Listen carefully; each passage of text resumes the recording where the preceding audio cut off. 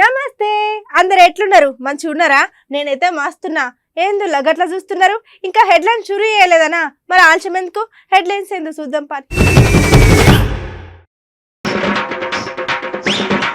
కొత్త సచివాలయాన్ని కూల్ చేస్తారంట బీజేపీ రాష్ట్ర అధ్యక్షులు. గిదేం పద్ధతి అని గరమైతున్నారు పక్క పార్టీ లీడర్లు.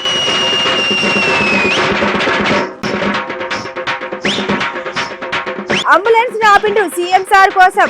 ఈ ముచ్చట మీద ఏం మాట్లాడాలో కూడా సమజైతలేదు అంటున్నారు ముచ్చటిన జనం.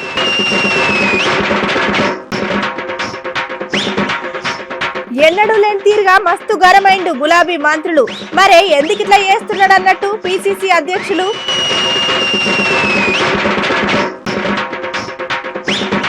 మంత్రి చెప్పు చేతులలో ఉన్నారు కొంతమంది ఉద్యోగులు. ఎందుకు ఇట్లా చేస్తున్నారని ఆలోచన చేస్తున్నారు అక్కడ ఉన్న జనాలు.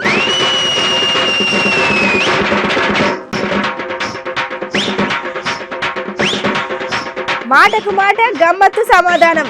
ఏందో ఏమో మరికి రాజకీయం.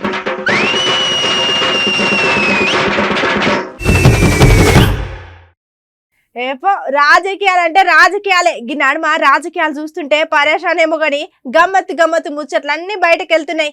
ఆగో నిన్న మొన్నటి దాకా ప్రగతి భవన్ చుట్టూ తిరిగిన రాజకీయం ఇలా కొత్త సచివాలయం చుట్టూ తిరుగుతున్నది. ఏందులా గంత గరం మీద చూస్తున్నారు? గివన్నీ మాటలు నేనని అనుకున్నారులే. కాదు గి సార్ అన్నాడు. మరి సార్ గట్ల ఎందుకు అన్నాడంటే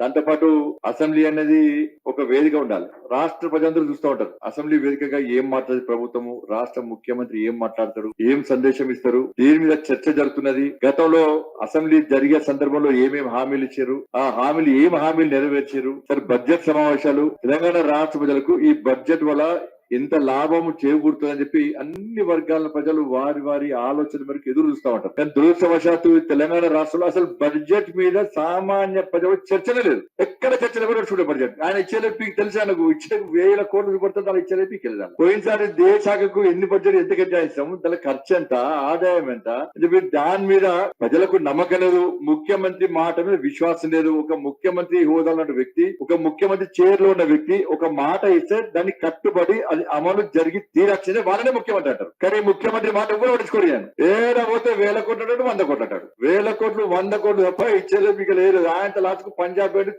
చెక్ పోసాయి. తిరుసలకి ఇంతమంది రైతులు ఆత్మహత్య చేసుకున్నారు. ఎంతమందికి ఇచ్చావు? తెలంగాణ రాష్ట్రం చేనేత బంధు అంటే ఎంతమందికి ఇచ్చావు? చేనేత బంధు ఏడవా? మగ్గాల మీద ఆత్మహత్య చేసుకుంటారు, మగ్గాల మీద గుండెలు వేసిపోతున్నారు. ఒక్క బతుకమ్మ చీర వచ్చి చేనేత బతుకులు బర్బాద్ చేసి పడేసాను. మళ్ళీ దానికి కేంద్రం అందిస్తాడు. ఆ అసెంబ్లీ పెట్టిందే 3 గంటలు కేంద్రం అందించడానికి సరిపోయింది. అసలు మొత్తం బడ్జెట్ సమావేశాలు బడ్జెట్ గురించి మాట్లాడక, బడ్జెట్ మీద చర్చ జరగకుండా ప్రజల దృష్టి మళ్లించడానికి కేవలం కేంద్రం అందించడమే. కేంద్రం ఏం చేస్తలేదు. నువ్వేం చేస్తున్నావు చెప్పలేదు. ఫస్ట్ నువ్వు ఉద్ధరించింది ఏంది? నువ్వు ఎన్నికల ముందు ఇచ్చిన హామీలేంది? ఎన్నికల ముందు ఇచ్చిన హామీలేంది? అధికారంలోకి వచ్చిన తర్వాత నువ్వు నెరవేర్చిన హామీలేంది? తెలంగాణ రాష్ట్ర అభివృద్ధి గురించి నువ్వు చర్చకు సిద్ధమా? రాష్ట్ర ముఖ్యమంత్రి నోటి నుంచి ఒక 2 సంవత్సరాల నుంచి అభివృద్ధి అనే మాట నోటకెళ్తలేదు. 2 సంవత్సరాలు కేవలం మోడీ అందించలేదు. డిప్రెషన్ బాగా వయసు మీద పడ్డది. మనిషి కాయలు తప్పిడు బాగా డిప్రెషన్ లో వేడు పోయి ఏం మాట్లాడుతుండో ఆయనకు అర్థమవుతలేదు. ఏడవైనా అబద్దాలే. నాందేడ్ పోయిన అబద్దాలే, బీహార్ పోయిన అబద్దాలే, యూపీ పోయిన అబద్దాలే, మహారాష్ట్ర పోయిన అబద్దాలే, తెలంగాణ తిరిగిన కూడా అబద్దాలే. అది నోరుగా తాటి పడి నవ్వుడు జనమంతా నవ్వుకుంటారు. ఆ నవ్వుకుంటే సిగ్గులేదని ఇంత నవ్వుకుంటారు. అబద్దాలు ఆడితే ఒక్కసారి అబద్దాలు ఆడాలి.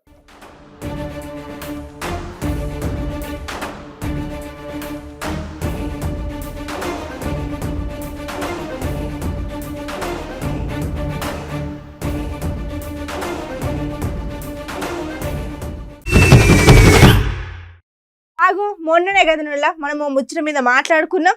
రాజకీయ నాయకులు మా సొంటి పబ్లిక్ ఏం చేసినా చేయకపోయినా జర మామూలు అయితే గోసలు పెట్టకుండా ఉంటే చాలు అని అంటున్నారు పబ్లిక్.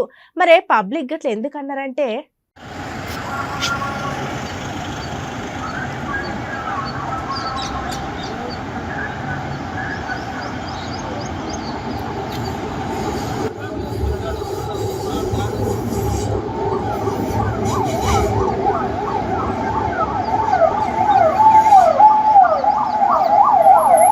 చూసినా చూసినారులా ఎంత అద్మానమో. ఆడో దిక్కు అంబులెన్స్ వస్తుంటే కూడా సీఎం సార్ వస్తున్నాడని ఆగమాగం మీద ఉన్న అంబులెన్స్ ను ఆపేరు అక్కడ ఉన్న పోలీసులు. ఇక ఇప్పుడు అవుతున్న బడ్జెట్ సమావేశాల కోసమని సీఎం సారు అసెంబ్లీకి పోతుంటే ఇగో గిట్లా అయింది. ఈ ముచ్చట చూసిన పబ్లిక్ అయితే మస్తు గర్వం అవుతున్నారు. గట్లనే రాజకీయ నాయకులు పబ్లిక్ చేసే పనితీరు కూడా చాలా మంచిగా ఉన్నదని గిట్ల ఎవరికి నచ్చినట్టు వాళ్ళు కామెంట్లు పెడుతున్నారు మన సోషల్ మీడియాలో.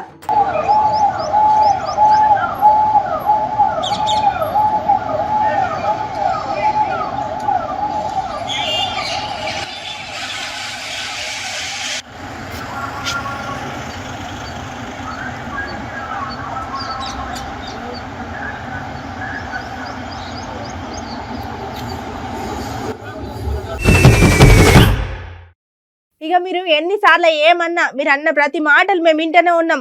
కానీ గిట్లనే ఎప్పటికీ సపోర్ట్ చేయకుండా ఉండాలంటే మాత్రం ఇది మంచి పద్ధతి కాదు. ఎట్లా పడితే అట్లా నోటికి ఏది వస్తుంది. ఏం పద్ధతి అధ్యక్ష? అధ్యక్ష అనగానే మీకు ముచ్చట సమజైనట్టున్నది కదా. మరి ఇక ఆలస్యం చేయకుండా సార్ మాటలు ఏందో ఇందాం పారి.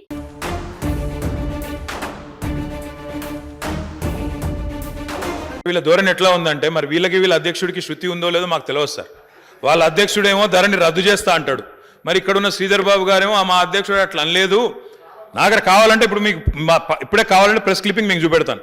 ఇంకా అరాచకం ఏంటంటే సార్ ఎట్లా తయారైనారంటే వాళ్ళ పార్టీ వ్యక్తులు వీళ్ళని ఎవరు ప్రజలు పట్టించుకోవట్లేదు సార్.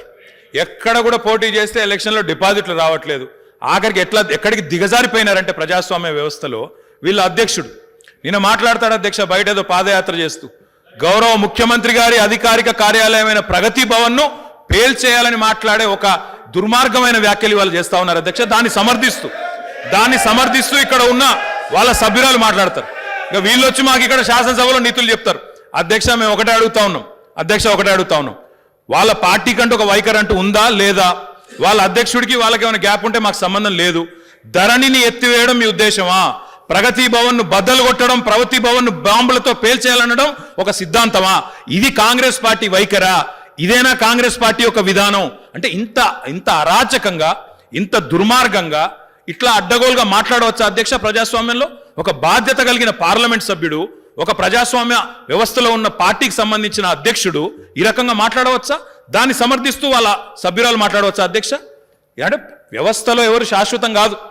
ప్రజాస్వామ్యంలో అక్కడ ఎవరు ముఖ్యమంత్రి అయితే అక్కడ ఉంటారు. కానీ ముఖ్యమంత్రి గారి అధికార నివాసాన్ని పేల్చేయాలి, ధరణిని రద్దు చేయాలి, ఒక్కటన్నా పాజిటివ్ మాట వస్తుందా మీ నోటెంబడ? ఎప్పుడు ఇది తీసేయాలి, అది ఎత్తేయాలి, అది పేల్చేయాలి తప్ప ఒక్క పాజిటివ్ మాట. ఇందుకే కాంగ్రెస్ పార్టీ ఎక్కడా కాకుండా పోతుంది అధ్యక్ష. ఇకనైనా వాళ్ళ వైఖరి మార్చుకోమని విజ్ఞప్తి చేస్తాం.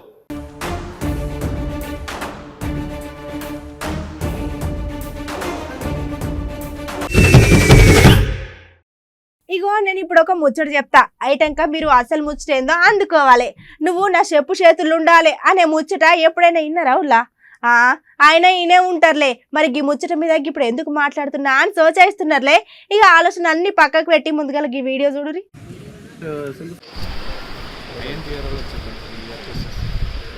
ఇక్కడ అసలు ముచ్చట ఏంటంటే మన పక్క రాష్ట్రంలో మంత్రి రోజా మేడము ఇక గిట్ల బీచ్ దగ్గర పని మీద పోయి ఇక అక్కడ మంచి చెడు చూస్తుంటే ఉన్న పలంగా మంత్రి రోజా మేడం గట్ల నీళ్ళలో దిగి సంబరపడదామని ఆలోచన చేసి చెప్పులు పక్కకిడిచి నీళ్ళలో దిగింది. ఇక ఇక్కడ అసలు ముచ్చట ఏంటంటే మంత్రి మేడం ఇడిచి చెప్పులను చేతులు పట్టుకొని పక్క పొంటున్న పిఏ చెప్పంగానే అక్కడున్న ఆఫీసర్లు చెప్పులు చేతులు పట్టుకున్నాడు. చూసినారులా ఎంత అన్యాయమో. అయ్యో అని కూడా ఆలోచన చేయకుండా గట్ల చెప్పులు చేతులు పెట్టుడు ఏం పద్ధతి అని చాలా మంది గరమైతున్నారు. గట్లనెగ్గి ముచ్చట మీద జరిగిన ఆలోచన చేయాలి అని సర్కార్ను గట్టిగా డిమాండ్ చేస్తున్నారు ముచ్చట చూసిన పబ్లిక్.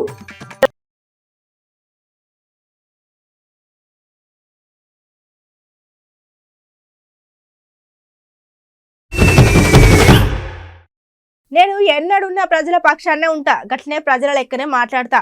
నాకు ఎదురొస్తే నేను ఏదైనా ఒకటి చేస్తా. అవసరమైతే ప్రగతి భవన్ గేట్లు కూడా కూలగొడతామని అంటున్నారు ఓ లీడరు. అయితే గీ ముచ్చట్ల మనం మాట్లాడుకోవాల్సిన ఇంకో ముచ్చట కూడా ఉన్నది. కానీ ముందుగాలైతే గీ సార్ మాటలు ఇందాం పారి.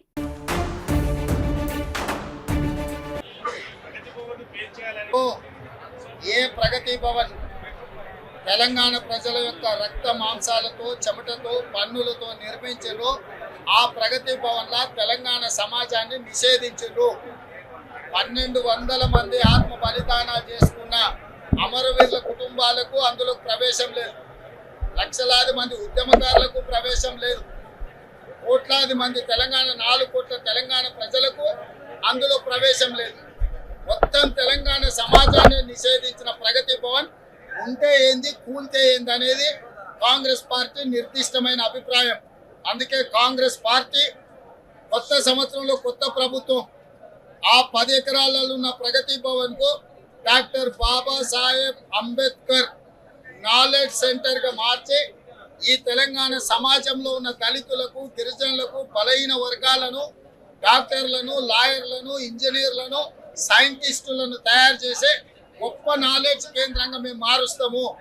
గడీల విధానానికి కాంగ్రెస్ వ్యతిరేకము, గడీల పాలనకు వ్యతిరేకము. ఆనాడు గడీలను పెట్టుకొని పాలన చేయాలనుకున్న నిజాముల నుంచే ఈ ప్రజలు విముక్తి పొందినరు. కాబట్టి గడీల విధానానికి కాంగ్రెస్ వ్యతిరేకం. ఖచ్చితంగా ప్రగతి భవన్ గేట్లు బద్దలు కొడతాం. పేదలకు అందులో ప్రవేశం ఉంటుంది.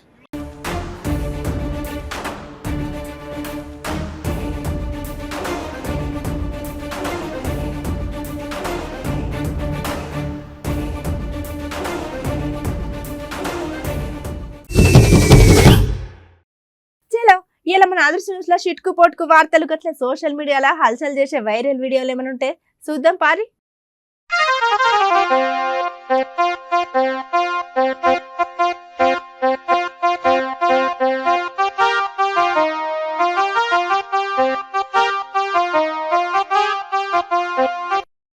సార్ మేడం చెప్పండి, ఏం తెలుసుకోవాలనుకున్నారు?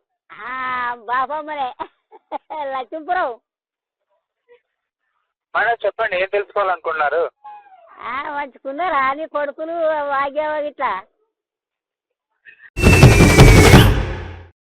ఎట్లున్నాయి ఇలా ఇవాటి మన ఆదర్శ న్యూస్ మంచిగా ఉన్నాయిలే. చలో గిసంటి ముచ్చట్లు మళ్ళీ రేపిన్ని పట్టుకొస్తా. ఇక గప్పటిదాకా యాద్ మరవకుండా చూడుర్రి మన అమ్మ న్యూస్.